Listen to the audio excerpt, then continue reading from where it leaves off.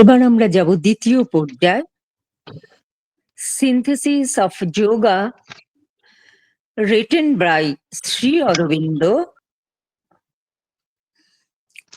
ইংরেজি পাঠে থাকবেন সঞ্চিতা মুখার্জি, বাংলায় জবা চৌধুরী এবং সমগ্র আলোচনায় থাকবে শ্রী সুধেন্দু সাহা। সঞ্চিতা। ওম শ্রী অরবিন্দ মীরা পাঠ করছি। The synthesis of yoga, chapter 6, accent of the sacrifice two প্যারা 20. All the difficulty in dealing spiritually with the works of life arises because the will in life for its purposes in the ignorance has created a false soul of desire and substituted it for the spark of the divine, which is the true sight. All or most of the works of life are at present or seem to be actuated and vitiated by this soul of desire. Even those that are ethical or religious, even those that wear the guise of altruism, philanthropy, self-sacrifice, self-denial, are shot through and through with the threads of its making. This soul of desire is a separative soul of ego, and all its instincts are for a separative self-affirmation. It pushes always, openly or under more or less shining masks, for its own growth, for possession, for enjoyment, for conquest and empire. If the curse of disquiet and disharmony and perversion is to be lifted from life, the true soul, the psychic being, must be given its leading place, and there must be a dissolution of the false soul of desire and ego. But this does not mean that life itself must be coerced and denied its native line of fulfillment. For behind this outer life, soul of desire, there is in us an inner and true vital being which has not to be dissolved but brought out into prominence and released to its true working as a power of the divine nature. The prominence of this true vital being under the lead of the true inmost soul within us is the condition for the divine fulfillment of the objects of the life force. Those objects will even remain the same in essence, but transformed in their inner motive and outer character. The divine life power too will be a will for growth, a force of self-affirmation, but affirmation of the divine within us, not of the little temporary personality on the surface. Growth into the true divine individual, the central being, the sacred, imperishable person who can emerge only by the subordination and disappearance of the ego. This is life's true object, growth, but a growth of the spirit in nature. affirming and developing itself in mind, life, and body position, but a position by the divine of the divine in all things, and not of things for their own sake by the desire of the ego enjoyment, but an enjoyment of the divine Ananda in the universe, battle and conquest, and empire in the shape of a victorious conflict with the power of darkness, an entire spiritual self rule and mastery over inward and outward nature, a conquest by knowledge, love, and divine will over the domains of the ignorance.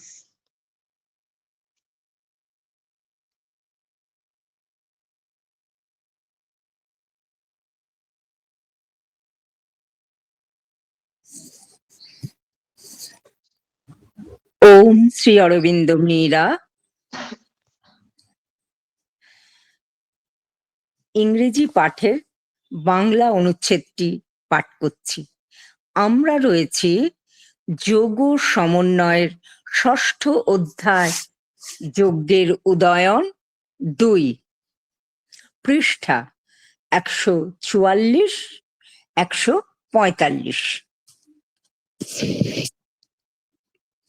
প্রাণের সব কর্মকে আধ্যাত্মিকভাবে ব্যবহারের পথে এই যে সব বাধা বিপত্তি, তার কারণ প্রাণৈষণা, অবিদ্যার মধ্যে তার উদ্দেশ্য সাধনের জন্য একরকম মিথ্যা কামপুরুষ সৃষ্টি করেছে, আর তাকে বসিয়েছে সেই দিব্য স্ফুলিঙ্গের জায়গায়, যা আসল চৈত্য সত্তা।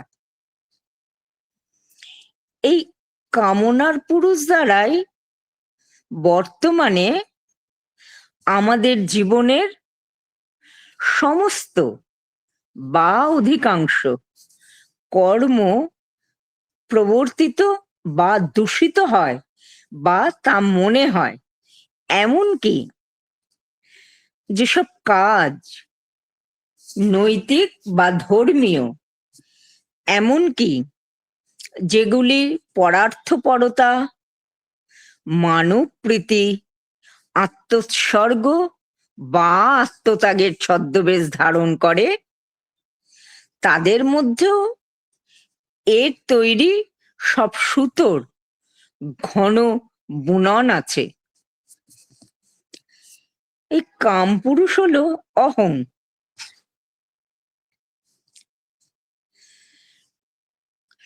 এর এক বিভক্ত অন্তঃপুরুষ আর পৃথক আত্মপ্রতিষ্ঠার দিকে এর সহজাত সব প্রবৃত্তির ঝোঁক, হয় খোলাখুলি, নয় অল্প বিস্তর। চকচকে মুখোশের আড়ালে সে সর্বদা তাড়না করে নিজের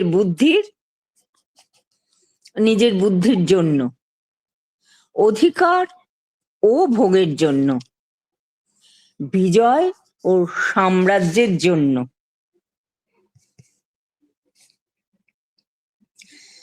যদি প্রাণ থেকে অশান্তি ও বৈষম্য ও বিকৃতির অভিশাপ তুলতে হয়, তাহলে প্রকৃত চৈত্য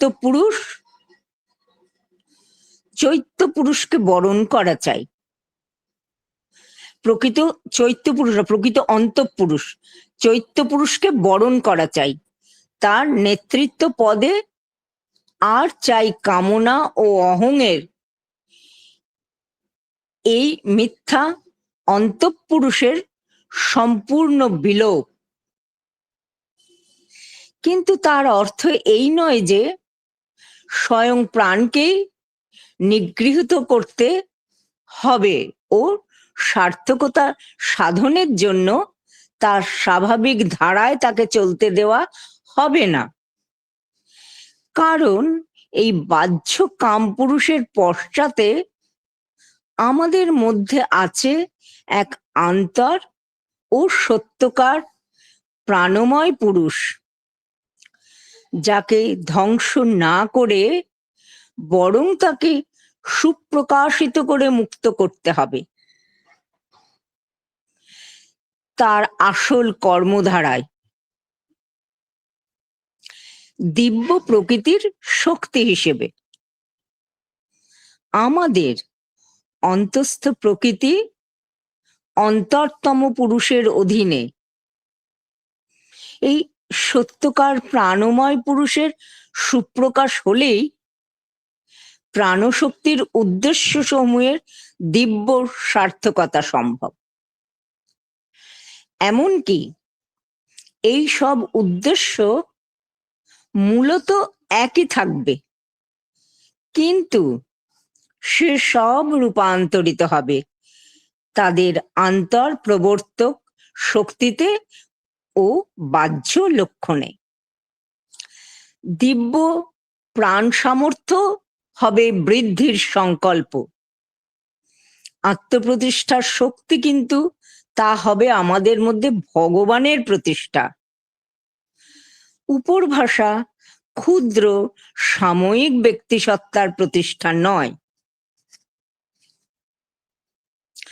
বৃদ্ধি হবে সত্যকার দিব্য ব্যষ্টি পুরুষের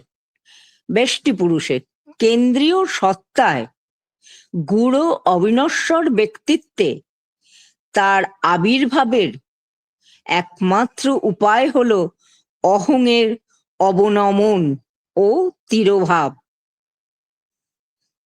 এই হলো প্রাণের প্রকৃত উদ্দেশ্য, বৃদ্ধি। কিন্তু প্রকৃতির মধ্যে চিৎপুরুষের শ্রীবৃদ্ধি মনে, প্রাণে ও দেহে নিজের প্রতিষ্ঠা ও বিকাশ সাধন অধিকার। কিন্তু এই অধিকার সর্ব বিষয়ে ভগবানের দ্বারা, ভগবানের অধিকার। অহংয়ের কামনা দ্বারা বিষয়কে তার নিজের জন্য অধিকার নয়, ভোগ। কিন্তু এ ভোগ বিশ্বের মধ্যে দিব্য আনন্দের ভোগ, সংগ্রাম, বিজয় ও সাম্রাজ্য। কিন্তু এ হলো তমসার বিভিন্ন শক্তির সঙ্গে বিজয়ী সংঘর্ষ। সম্পূর্ণ আধ্যাত্মিক আত্মশাসন ও আন্তর ও বাহ্য প্রকৃতির উপরে প্রভুত্ব জ্ঞান, প্রেম ও দিব্য সংকল্পের দ্বারা অবিদ্যার রাজ্য জয়।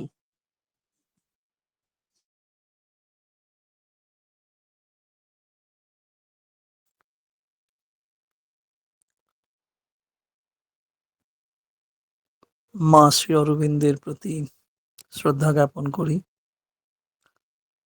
সন্তান সন্ততি যারা উপস্থিত হয়েছেন বা হননি, সকলের প্রতি শ্রদ্ধা জ্ঞাপন করি। Shri Aurobindo society east Calcutta branch এটার পরিবেশন করেন। তো একটু সতর্ক থাকতে হবে আধিকারিকদের, যে যাদের পাঠ থাকে, অনুষ্ঠান থাকে, তারাই যোগ দেন, বাকিরা যোগ দেন না। একটু জবাদিকে দেখতে বলবো এগুলো। কারণ আপনাদের পরিবেশনা তো। আমি সব সময় বলি, ইনসিস্ট করি সুধেন্দু। ঠিক আছে, বুঝতে পেরেছি। কারণ অনেকেই জানিয়েছেন আমার পাঠ আছে কিনা, আমার গান আছে কিনা, তারপরে তাদের দেখা যায় না। তাহলে বলবেন যে আপনারাই শুধু পরিবেশনা করবেন, আমরা কেউ অংশ নেব না। তো যাই হোক, প্রত্যেকটি সেন্টারের তো একটা নিজস্বতা থাকবে, নিশ্চয়ই থাকবে। বাকি যারা করে তাদের মতোই করবেন, তাহলে সেইভাবেই আমরা নেক্সট থেকে ভাবনা চিন্তা করব। যে পর্যায়ে যে আলোচনা, যে পাঠ, আরো পাঠের প্রতি আমাদের নিবিষ্ট চিত্ততা প্রয়োজন। আলোচনা সে তো আমরা করতে পারবো না, সম্ভব নয়। ওই পাঠটুকুই যথাযথ করা প্রয়োজন আমাদের, কারণ এর ব্যাখ্যা যে উপলব্ধ সত্যকে শ্রী অরবিন্দ আমাদের ব্যবহারিক জীবনকে সুন্দর করে তোলবার জন্য, পরিশীলিত করবার জন্যে ধারাবাহিকভাবে রচনা করলেন, তার ব্যাখ্যা আমাদের মতো ক্ষুদ্র ভাব নিয়ে, মেধা নিয়ে, সাধনা তো একেবারেই নেই। সেখান থেকে কিছু আলোচনা করা দুরূহ। সেজন্যেই কঠিন বাদ সহ যেসব প্রশ্ন পরের কথা, কিন্তু প্রাণশক্তির উপর ভর করে আমরা কাজ করি। আমরা জানি প্রাণবায়ু আমাদের জীবন বহন করে চলে। প্রাণ আমাদের বেগ দেয়, আবেগ দেয়। প্রাণকে আশ্রয় করে দেহ এগোতে থাকে, এগুলো জানি আমরা। তা প্রাণকে আশ্রয় করে দেহ যখন এগোতে থাকে, তখন সে কর্মী হয়ে ওঠে ধীরে ধীরে। কেউ বীর হয়, যোদ্ধা হয়।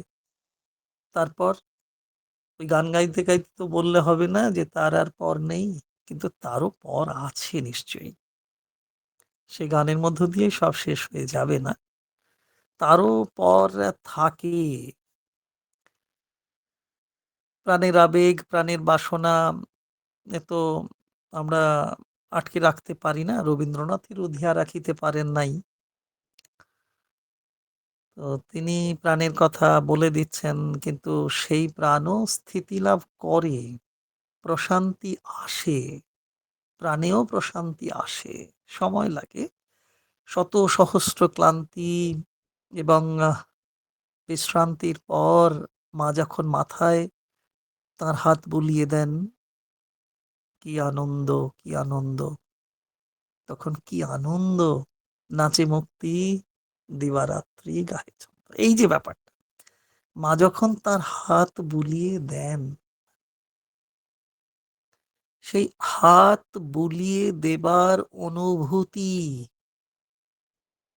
আমরা অর্জন করতে পারি কিনা? পারি। মা আমাদের জন্য শ্রী অরবিন্দ সোসাইটি গড়ে দিলেন। সেখানে মানসী বৃত্তি ও প্রবৃত্তি অনুযায়ী কাজ করার সুযোগ আছে, এবং সেই কাজ করতে করতে অনুভব করা যায় প্রতিটি কাজকে পূর্ণ করে তোলার জন্য, ভগবানমুখীনতা দেবার জন্য একজন অলক্ষ্যে কাজ করে চলেছেন। তাই তার কাজ করতে হয়। তবে ওই যে বলছি, বলি প্রাণকে নির্ভর করে আমাদের কাজ করা হয়। তাই প্রাণের কিছু দুর্বল দিকও বেরিয়ে আসে। আমি হেথায় থাকি শুধু গাইতে তোমার গান। এই গানে বিনতি প্রণতি থাকলেও আমাদের প্রাণ ওই বাণীর মধ্য দিয়ে নিজের অহংকার প্রবণতাকেও তুলে ধরতে পারে। সব কাজ নিজে করার প্রবণতায় প্রাণের প্রাবল্য থাকে। অন্যকে দিয়ে করানোর চেষ্টা করা যেতে পারে, যদি সেই প্রাবল্য কমাতে হয়। অন্যের ওপর দায়িত্ব দিয়ে পরমের কাছে প্রার্থনা রাখা, যাতে তার কাজটি নিপুণতার সঙ্গে সম্পন্ন হয়। প্রাণের এই ইতিবাচকতা আমাদের অবিদ্যা দূর করে দিতে পারে, শ্রী অরবিন্দ বলেন, মা বলেন সে কথা। চৈত্য পুরুষের, চৈত্য সত্তার, পরমাত্মার সক্রিয় অংশের পরিবর্তে কাম পুরুষকে গুরুত্ব দিয়ে ফেলা হয়। ভুল হয় বলেই তা হয়। ভুল হয় বলেই বাধা আসে। চৈত্য সত্তা এবং কাম পুরুষের মধ্যে যে পার্থক্য, তা দূর করতে গিয়ে বেশিরভাগ ক্ষেত্রেই বর্জনের নেশা চেপে বসে আমাদের মধ্যে। একটু তাড়াতাড়ি বলছি, সময়টা কমে গেছে। সব ধরতে পারবো কিনা জানি না। আমরা সেই ত্যাগের মধ্যে বন্ধুকে ত্যাগ করি, আত্মীয় পরিজন ত্যাগ করি।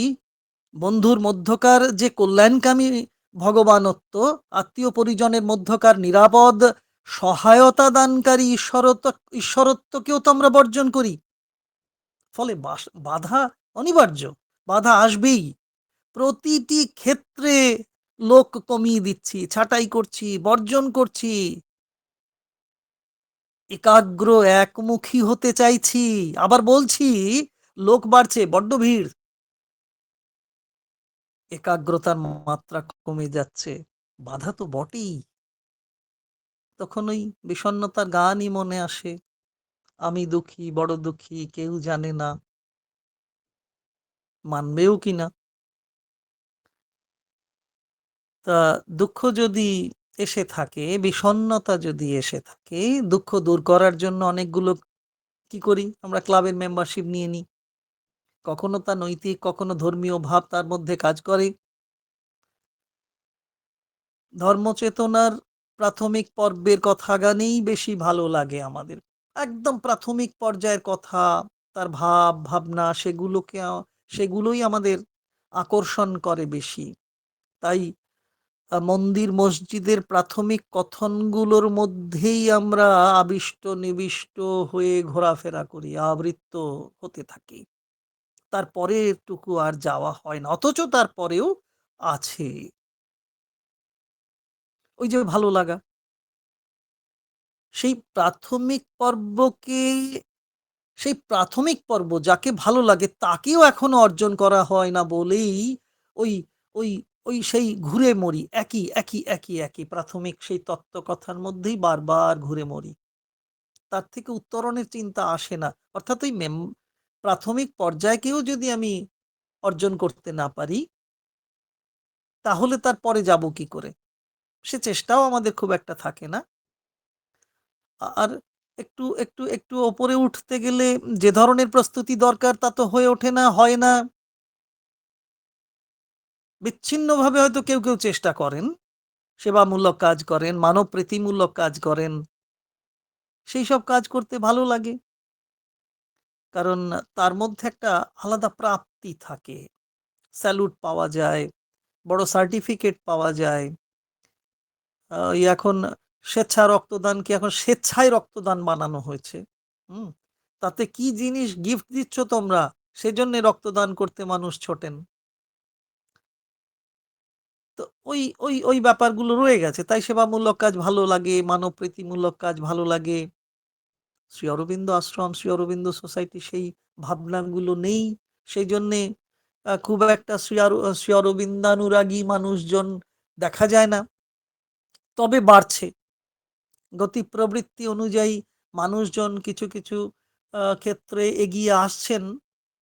বরং নবীনরা এগিয়ে আসছেন, প্রবীণরা ক্রমশ পিছিয়ে যাচ্ছেন, তারা পরাজয় গ্রহণ করছেন, মাঠ থেকে হেরে বেরিয়ে যাচ্ছেন ক্রমশ। তাই তারা এই প্রশ্ন করছেন, বাড়ছে কি না, এই প্রশ্ন আসছে। কারণ নিজেরা এতদিনে ধরতে পারেনি, তাহলে নতুনটা কি করে আসবে, এই সন্দেহ নিজেদের মধ্যে সেই সংশয় কাজ করে বলেই ওই সেবামূলক কাজ করতে ভালো লাগে, মানবপ্রীতিমূলক কাজ তথাকথিত ভালো লাগে। কারণ কিছু পরিমাণ অর্থ সম্পদ দিয়ে দিলেই তো হয়ে গেল বাবা, কিন্তু নিজেকে নিঃশেষ করে দিয়ে দেওয়া হয় কি? বেশিরভাগ ক্ষেত্রেই হয় না। যারা নিবিড়ভাবে যুক্ত হন না, তাদের তাদের রূপান্তরেরও সুযোগ কম। শ্রী অরবিন্দ আমাদের জন্য একটি মন্ত্র দিয়েছেন, ওই বাক্যটি, ওই বাক্যটি যে those who are not involved are not evolved. Centre branch আমাদের ইনভলভড হওয়ার সুযোগ করে দেয়, নিবিড়ভাবে জড়িয়ে পড়ার মধ্যে আমাদের আসক্তি আসার সম্ভাবনাও প্রবল থাকে। আমি না হলে হবে না, কে করবে, এ ভাব থাকে, আবার কেটেও যায়। মায়ের কথোপকথনগুলো পড়তে পড়তে অনুশীলন হয়, তা না করে আমরা ছুটে চলি, হেথা নয় হোথা নয়, ওই রকম ধরনের অন্য কোথায় ছুটতে যাই। শুধু ছোটাই হয়, গতিশীল ছোটার মধ্যেও একরকম আসক্তি কাজ করে। ওই ছদ্মবেশী আসক্তি থাকে বলেই তেমন ভাবে কোনো কিছুকেই ধরা হয় না। মানসী বুদ্ধি, সংশয় কাজ করে, পাছে লোকে কিছু বলে। আবার এরকম যদি হয় যে কোনো রকমে ধরতে পারলেও তা ছাড়া হয় না, ছাড়তে পারি না। ওই শক্তি চট্টোপাধ্যায়ের জীবন নাট্য, জীবনী নিয়ে যে নাটক হচ্ছে আসক্তি, আমরা বিজ্ঞাপন দেখি। তো তা দেখেও আসক্তি কাটতে চায় না। আসক্তি আর আসক্তি কোনোটাই আমাদের হয় না। আসক্তি দেখে তার জীবনকেও আমরা নিতে পারি না, আবার আমাদেরও আসক্তি কাটে না। মা আমাদের হয়ে চেষ্টা করে চলেছেন। তা সেই দিন আসছে, শুভ দিন, আমাদের দরজায় কড়া নাড়ছে। এই তো কদিন পরই তো, আজকে ২৭, ২৮, ২৯ শ্রী অরবিন্দ শ্রীমায়ের সাক্ষাৎ দর্শন দিবস, সেই প্রথম জাগতিকভাবে। মা বলেছেন না যে তোমাকে আমাদের জানতে হবে, জানবো বুঝবো, কিন্তু হয় না, হয়ে ওঠে না, মুশকিল তো আছেই। বিষয়ের ভিতরের সত্য উদ্ধার না করে গন্ডগোলটাই বার করে আনছি প্রতিদিন। এবারই মজার কথা, কি করে বোঝাবো, কি করে বুঝবো, নিজেই বুঝি না অন্যকে কি করে বোঝাবো। তাই শ্রী ভগবানের পাশাপাশি আমাদের মন গড়া আর একজন ভগবান গড়ে তুলছি, প্রবোধ দিচ্ছি প্রতিদিন নিজেকে, নিজের অক্ষমতাকে। প্রকৃত সন্ধান না করে প্রাকৃত সন্ধান করে চলেছি কিনা দেখতে হবে। সত্যকে আপাত সত্য করে তুলছি কিনা এটুকু জানতেই হবে, মানতেই হবে। চৈত্য পুরুষ চির সত্য, আপাত সত্য এসে আর এক পুরুষ গড়ে তুলছি আমরা, কাম পুরুষ। পারতপক্ষে কামপুরুষ হলো অচেতন সত্তা, সোল অফ ডিজায়ার। তার ভাবে, বিভাবে অহংকারের বিচ্ছিন্নতা ধরে পড়ে। অহংকারের বিচ্ছিন্নতা তো আছেই, অহংকারে আমরা আচ্ছন্ন হয়ে পড়ি, তাই বিচ্ছিন্নতা আসে, তাকে এক করতে পারি না। তার মূল লক্ষ্যই হলো নিজেকে তুলে ধরা, নিজেকে, অহংকার নিজেকে তুলে ধরে, ভুল থাকলেও নানান যুক্তির বেড়াজাল দিয়ে তাকেই প্রতিষ্ঠা দেওয়ার চেষ্টা করে। কারণ ওই যে লক্ষ্য, কামপুরুষ বলে দিয়েছেন নিজেকে প্রতিষ্ঠিত করো, নিজেকে প্রতিষ্ঠিত করি। এ এক অন্যরকম ঝোঁক। প্রকৃত অন্তঃপুরুষ গড়ে তোলা হয় কিভাবে, সেই মা গ্রন্থে শ্রী অরবিন্দ বলে দিচ্ছেন, শ্রদ্ধা নিষ্ঠা সমর্পণের মাধ্যমে। সেই অন্তঃপুরুষ যাকে আমরা গড়ে তুলি শ্রদ্ধা নিষ্ঠা সমর্পণ দিয়ে, সেই অন্তঃপুরুষ সুগঠিত, সচেতন এবং অখণ্ড। আর আমরা আমাদের বিভাজিত চেতনা দিয়ে আর এক রকম অন্তঃপুরুষ গঠন করি। ওই বিভাজিত চেতনা দিয়ে যে অন্তঃপুরুষ গঠন করি, কামপুরুষ, সোল অফ ডিজায়ার, তার রূপ কেমন? তার মধ্যে সবসময় বিভাজিত চেতনাই থাকে। সে সুগঠিত হয় না, সে সচেতন হয় না, সে অখণ্ড হতে পারে না, সে বিভাজিত থাকে। ফলে ফলে আকাঙ্ক্ষা পূরণের নেশা তাকে আরো বলিষ্ঠ করে তুলতে থাকে। কম বেশি এই ভাব, এই বোধ আমাদের থাকে, আছে। এক একজন এক এক ভাবে নিজের ভাবকে প্রতিষ্ঠিত করতে চাই। তাতে কখনো কখনো ছদ্মবেশ ধারণ করতে হয়, এক রূপের আড়ালে থেকে কৃত্রিম ব্যবহার করে চলতে হয়। আমি যা নই তাকে যেমন ভাবে প্রকাশ করা হয়, তেমনি আবার আসলেই আমি যা, তাকে আদৌ প্রকাশ করা হয় না। অনেক সময় অনেক সময় একটু অন্তর্মুখী প্রশান্তি নিয়ে দেখলে দেখা যাবে আমরা বোধহয় একটা রিলিজিও স্পিরিচুয়াল ভাব নিয়ে আছি।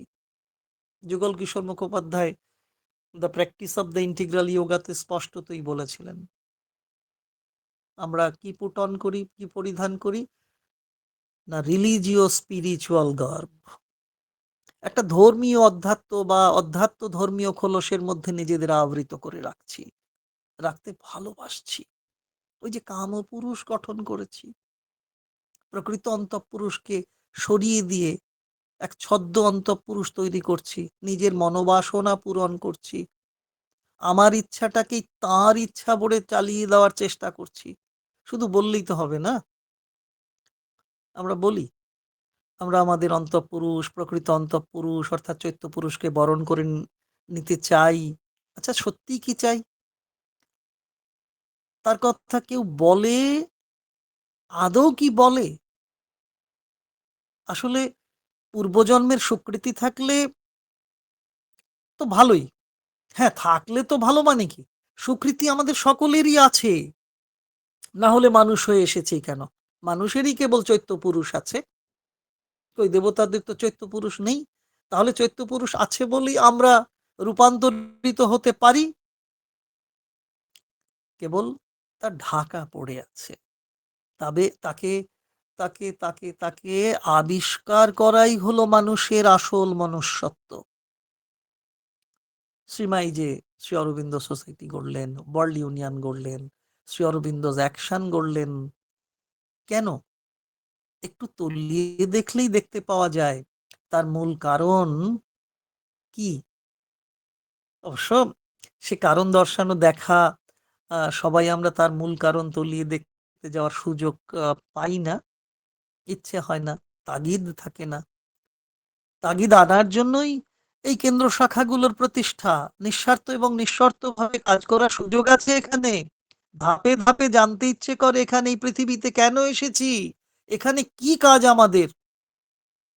এটা বলতে গেলেই সেই শামসুর রহমানের কথা মনে পড়ে যায় গো। সেই খাদ্য আন্দোলনের উপর তার বিখ্যাত কবিতা, আমরা সবাই এখানে এসেছি কেন, এখানে কি কাজ আমাদের। যাই হোক, শামসুর রহমান উনি যখন বেঁচে ছিলেন, কলকাতায় আসতেন, আমরা ওই কবিতা বলতাম, উনিও গলা মেলাতেন, কি সুন্দর। যাক, সেই সেই পংক্তি ভাবতে ভাবতে মায়ের কথাই মনে পড়ে। হম একটুকু ভাবতে থাকলেই তাগিদ জন্মায় বোধ হয়। সচেতন থাকার চেষ্টা করতে করতে সচেতন হয়ে ওঠার সুযোগ পাওয়া যায়। সুযোগ এনে দেয় আমাদের পরিবেশ, সুযোগ এনে দেয় দিব্য করুণা। দিব্যের করুণাই আমাদের সবচেয়ে বড় পরিবেশ তৈরি করে।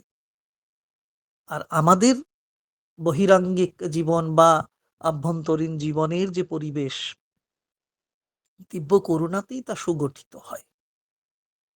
তাকে আমরা যখন গ্রহণ করতে পারি, তখন কেন্দ্র শাখা সেই পরিবেশ তৈরি করে। কেন্দ্র শাখা সেই পরিবেশ তৈরি করবে বলেই মা এই কেন্দ্র শাখাগুলো গড়ে তুললেন। কেন্দ্র শাখায় দিব্যের করুণা স্পষ্টভাবে কাজ করে। ব্রাঞ্চগুলো তো তাই, সাক্ষাৎ মায়ের আলোক স্পর্শে দীপ্ত হয়ে ওঠা শাখা কেন্দ্রগুলি। আমরা তাকে সেই যথেষ্ট প্রযত্ন দিয়ে তাকে রক্ষা করতে পারি কিনা, যে আলো দেখেনি তাকেও আলোক দেখাতে পারি কিনা। আমরা যত্নশীল থাকলে সুন্দর করে গড়ে তুলি, সচেতনতা কম পড়ে, তাই অযত্নে লালিত সোনা কালি হয়ে যায়। অনেক সেন্টার ব্রাঞ্চে গিয়ে দেখা যায় ধুলো মলিন হয়ে পড়ে আছে, কেউ যত্ন নেওয়ার নেই। কিছু কিছু ধর্মবোধ আমাদের দেহ প্রাণ মনের উপর অত্যাচার করতে থাকে। ওই যে নিগ্রহের কথা বলেছেন, অত্যাচার বা নিগ্রহ করার প্রবণতা আসে, তাও তো যথার্থ নয়। শ্রী অরবিন্দ বহু জায়গায় সে কথা উল্লেখ করেছেন, মা বলেছেন। তো সেই শারীর প্রাণিক ও মানসিক নিগ্রহ কি করে? শরীরগত কিছু নিগ্রহ করি আমরা, প্রাণিক নিগ্রহ চালাই, মানসিক নিগ্রহ করি। সেগুলো আসলে কি করে না, মিথ্যা অন্তঃপুরুষকে বা কামপুরুষকে বা সোল অফ ডিজায়ারকে দূরে সরাতে পারে না। মিথ্যা অন্তঃপুরুষকে দূরে সরিয়ে যে প্রকৃত অন্তঃপুরুষকে গ্রহণ করব তা পারে না নিগ্রহের মধ্য দিয়ে। তাই মূল অন্তঃপুরুষ, যাকে আবিষ্কার করতে এলাম, পূর্বজন্মে স্বীকৃতি নিয়ে মানব হয়ে জন্ম নিলাম, সে থেকে গেল অধরা। সাধনা অনুশীলন অধরা মাধুরীকে ধরতে সহায়তা করে। দেহের নমনীয়তা প্রাণের সচেতন কর্মক্ষমতাকে উজ্জীবিত করে।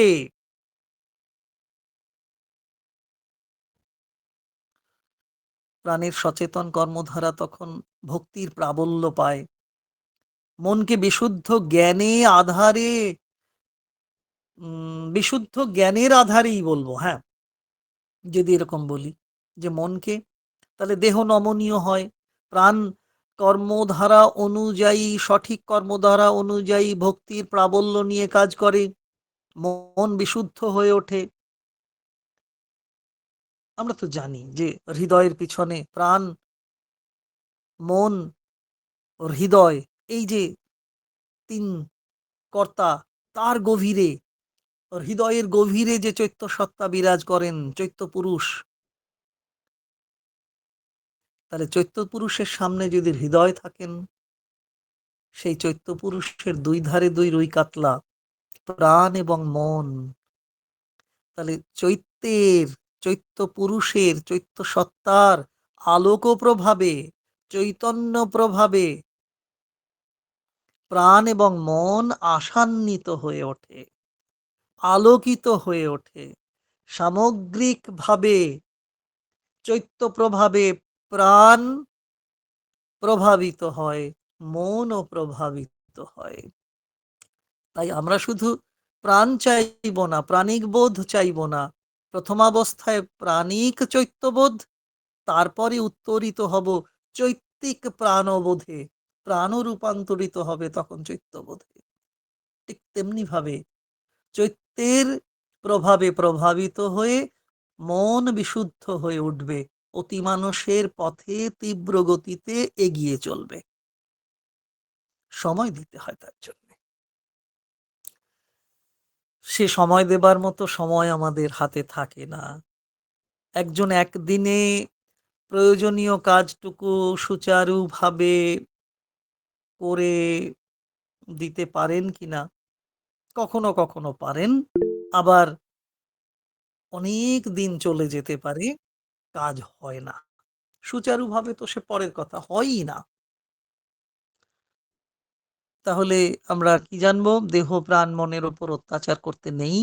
বেশ, কৃচ্ছ্রতা পালন, অনশন, উপোস, এগুলো সম্বন্ধে নতুন করে ভাবনা চিন্তা করা দরকার। শ্রী অরবিন্দ এ বিষয়ে অনেক কথা বলেছেন। শারীরিক, প্রাণিক ও মানসিক নিগ্রহ আমাদের ভিতরে থাকা অন্তঃপুরুষ বা চৈত্য পুরুষ বলি যাকে, ভগবান বলি যাকে, তাতে তিনি কষ্ট পান। শারীরিক, প্রাণিক, মানসিক যেরকম নিগ্রহই করি না কেন, তবে অন্তঃপুরুষ তাতে কষ্ট পান, প্রান্তিক পুরুষ কষ্ট পান, অন্তঃস্থ ভগবান কষ্ট পান।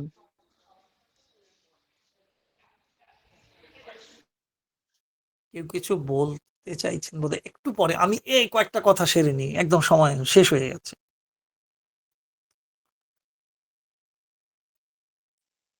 তো এই অন্তঃপুরুষ যখন আঘাত পায়, অন্তঃপুরুষই আমাদের মর্মমূল, মর্মমূলে আঘাত লাগে। অন্তঃপুরুষ আহত হলে পথ চলা কষ্টকর হয়। ভালো বই পড়ার সুযোগ আছে আমাদের কাছে, সকল কেন্দ্র এবং শাখাতেই তাই একটি পাঠাগার থাকা বাঞ্ছনীয়। পাঠচক্র, আলোচনা, কেন্দ্রীয় শক্তিকে আবাহন করে একাগ্র হবার চেষ্টা করা খুব দরকার। আমাদের প্রাণপুরুষ সঠিকভাবে গড়ে উঠলে সে দিব্যতায় রূপান্তরিত হয়। পারি কি না উত্তর দেবার দরকার নেই, বুকে হাত দিয়ে নিজেরাই ভাববো আমরা কতটুকু করছি। শ্রী ভগবান আমাদের জন্য, মা শ্রী অরবিন্দ আমাদের জন্য অনেকটা জায়গা দিয়েছেন, অনেক ক্ষেত্র গড়ে দিয়েছেন, আমরা তাকে কাজে লাগাচ্ছি কিনা। যে যে ভাব ক্রিয়া নিয়ে আমরা চলছি, তো আমরা সেই ভাব ক্রিয়া অনুযায়ী ভগবানের দিকে মুখ ফেরাতে পারছি কিনা। যে আমাদের শ্রী ভগবানের দিকে মুখ ফেরাতে দেয় না বা মুখ ঘোরাতে বাধা দেয়, সেই হচ্ছে অহং, দুষ্ট অহং। সে আমাদের গড়ে না, সহায়তাকারী নয়, সে আমাদের বাধা স্বরূপ। যতটা সম্ভব সেই মন্দ অহংকে দূরে সরানোর চেষ্টা করা যায়, যতটা যায় ততটাই ভালো। আর যে অহং আমাদের দিব্যমুখী করে, তাকে ধরে এগোতে হয়। সেখানে ওই চৈত্যের প্রভাবে প্রভাবিত প্রাণ বেশি যদি চৈত্যকে গ্রহণ করতে পারে প্রাণাংশ, তবে তা দিব্যমুখী হয়। আর প্রাণের অংশ যদি চৈত্যকে খুব একটা গ্রহণ করতে না পারে, সে অহং আমাদের দিব্যের বিরোধী করে তোলে। এই যে দেহ ধারণ করে আছি, প্রাণের আবেগ নিয়ে চলছি, মন চিন্তিত, কিন্তু এরা কি আমি? আমার প্রকৃত আমিত্ব তখনই সার্থক।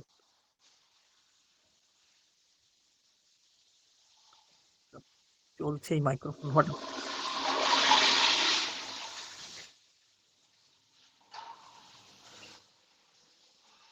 আমি আমি শেষ করে দিচ্ছি, হয়ে গেছে সময়।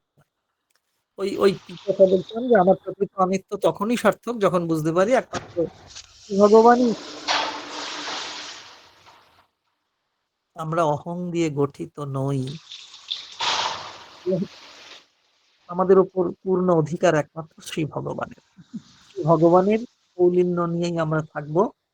তিনি যেটুকু দেবেন তাকে আমরা গ্রহণ করব।